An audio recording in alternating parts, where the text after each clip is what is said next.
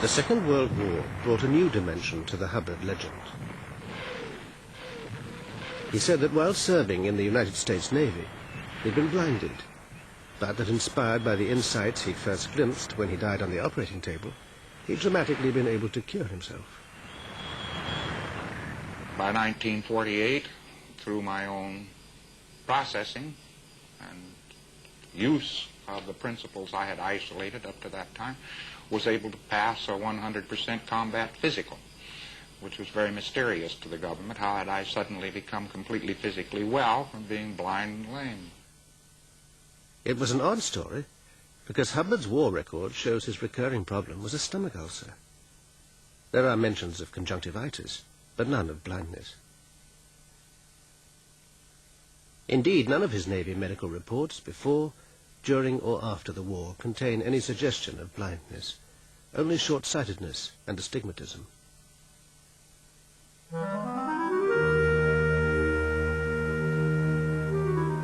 After the war, Hubbard went to Hollywood. As a successful science fiction author, he was a welcome visitor to the Los Angeles Science Fantasy Association. Its members recalled there was one power over the mind he undoubtedly did possess: hypnotism.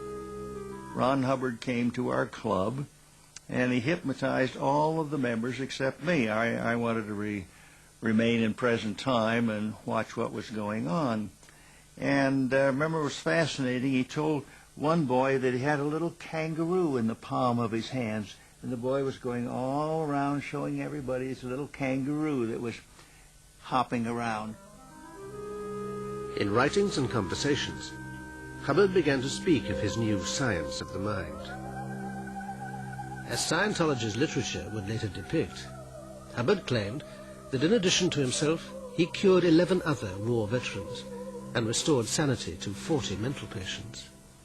Rumors are beginning to circulate that this new science of mind, or this new philosophy, had a significance for mankind that was greater than the discovery of the wheel and equal in significance to the discovery of fire.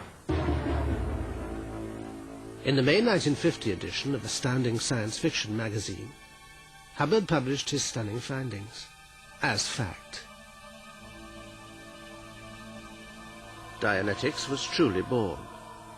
Thousands of letters poured into the magazine. In the meantime, Hubbard had been pounding the typewriter keys, putting his ideas into a 450-page book. It became a bestseller, and Dianetics a national craze. Hubbard's theory was that the human mind was bedeviled by engrams, memories of painful events, often imprinted before birth on the fetus. He claimed that under the direction of a Dianetics therapist, or auditor, as he called them, these engrams could be relived and then cleared from the mind. At this stage, Dianetics seemed just an exaggerated form of psychotherapy.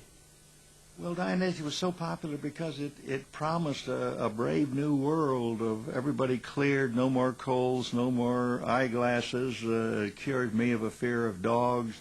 Among the various things said to be able to do, one person had lost a tooth, and through Dianetic auditing, he regrew the tooth. Almost any illness could be cured. Schizophrenia could be cured. Seemed like it opened up the whole world for everybody to become perfect human beings. Hubbard sold Dianetics auditing courses at $500 a go.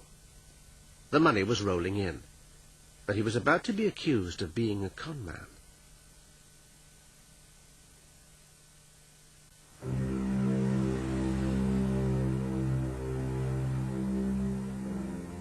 With his book, Dianetics, a bestseller, Ron Hubbard was America's new guru. In August 1950, at a lecture hall in Los Angeles, he presented to a crowd of 6,000 the first person to be what he called a clear. She was a student called Sonia Bianca. As a clear, she was supposed to have total recall. So various members of the audience called questions at her. Could she remember what was said on page 217 of her physics textbook? She couldn't. Could she remember what she had for breakfast on the morning of August 17th, 1946? She couldn't. Then various people called out for Hubbard to turn his back on her and see if she could remember the color of his tie. She couldn't. And so that was, at that moment, the whole business sort of collapsed. People started leaving the auditorium. Suddenly, Hubbard was in trouble. He was accused of being a con man, and Dianetics a form of hypnotism, a technique at which he was so expert. He recruited a bright young PR woman, Barbara Kay, to repair his damaged image. Well, I've always found that it's the mind of a man that is most sexy. He was not really terribly physically attractive. And he had a brilliant mind, no question about that. And I surely thought this was a man who was interested in marrying me and whom I might be interested in marrying. The intellectual attraction turned into an affair, and Barbara stayed with the 40-year-old Hubbard in an apartment in Hollywood. But by now Hubbard had left Polly and was married to his second wife, Sarah. He'd led Barbara to believe the marriage with Sarah was over. It wasn't. It was quite shocking when shortly after moving some of my things into that apartment, suddenly Sarah turned up with the baby and moved in. And I believe he was just as dismayed as I, because the next day when he came to the office with some of my belongings, like my cologne and my toothbrush and so forth, he looked very downtrodden and apologetic and not happy about the situation at all.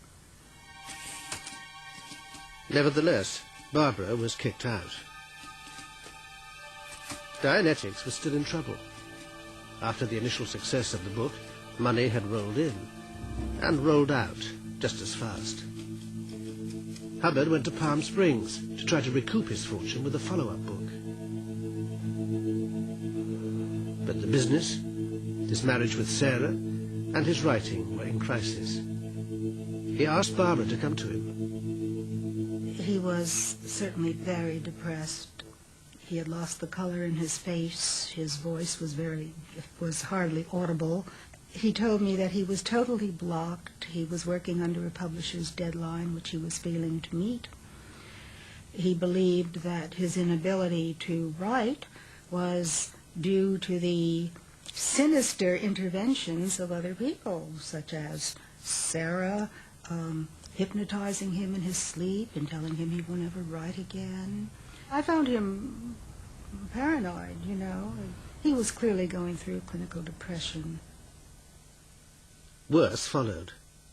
Hubbard and Sarah finally split up. Their divorce became a public sensation.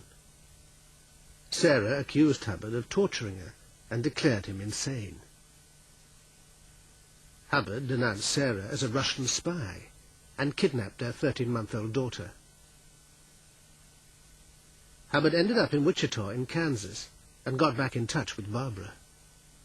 He sent me a wire telling me he'd been very ill and said he wanted to marry me. And when I went to Wichita, he looked terrible. He had hair down to his shoulders and fingernails were like talons. And I found a note, a very sweet note in my hotel room saying, "Glad you're here, I love you." But I saw that I had a man there who had no prospects, for one thing, and that he had some psychiatric difficulties, and I didn't see much of a life for myself with that sort of individual. So I left.